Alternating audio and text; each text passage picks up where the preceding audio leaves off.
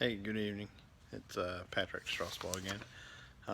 Just want to take a moment to say thank you to all of our veterans on this Memorial Day that gave everything they had, especially their lives, in order for us to have our freedoms today. We are eternally grateful, and to you and your family, thank you. So I am going to do my current event for my video. Now that I understand that the videos for current events have to relate to the topic of the chapter, since I lost a point on that one, we'll get right back into this. We'll figure this out by the end of it anyway. So this fire occurred in Columbia County, Georgia, and it was at an elderly retirement center. This is a $27 million complex, so obviously it was very large and cumbersome.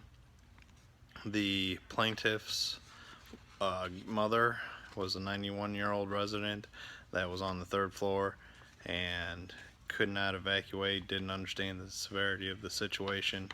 The suit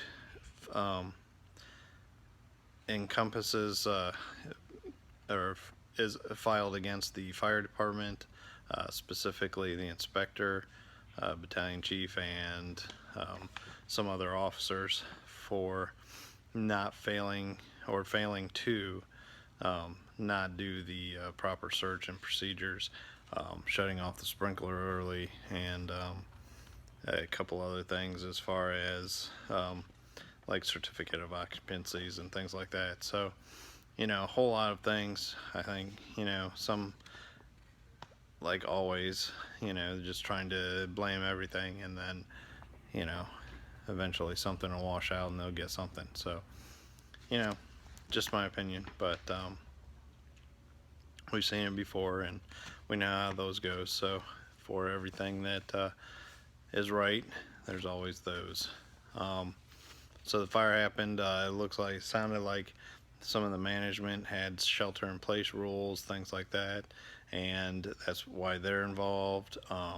And then the managers and things like that didn't call the alarm and silenced it quite a few times while the fire built. So, obviously there is, grounds for a wrongful death suit, but, as far as the fire department goes and them being held liable, it's still in court.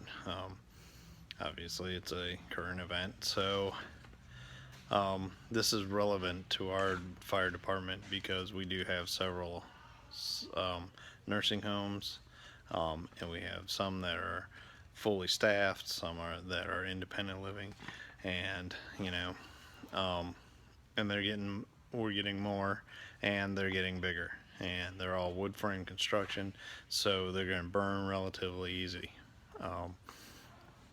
That's kind of a big issue with how we fight these fires and things like that. So we do have some shelter in place that we try and do public education with them, and try and teach them the difference between evacuating and sheltering in place. It's not necessarily the end all to beat all, so that's why we try and train with them and do public education with them, because if there's smoke in the hallway, then it's probably going to be a lot more hazardous for you to try and get all the way down the hallway through the smoke, and therefore it's going to be safer to shelter in place. So whether that's part of the lawsuit or not, we have to be able to justify all of our means and all of our education, and make sure that it's understood why we do what we do and what they need to do, and practice that on a regular basis as far as that's concerned. Doing our primary searches, our secondary searches, and following proper procedures, and having those procedures in place and documented, and then following them. That's a huge thing. Having the pre-plans, following all the guidelines, and making sure that our hydrants are in place, so that and operable, making sure that the fire department connections are operable going into the buildings when they're being built, to make sure that we understand the layout and how fire's going to affect that building. Then we can do everything that we can possibly do to have a better outcome and avoid any possibility of these lawsuits. So hopefully we won't be there. This is one of those, just like any other fire. It could be any one of us. Have a good night.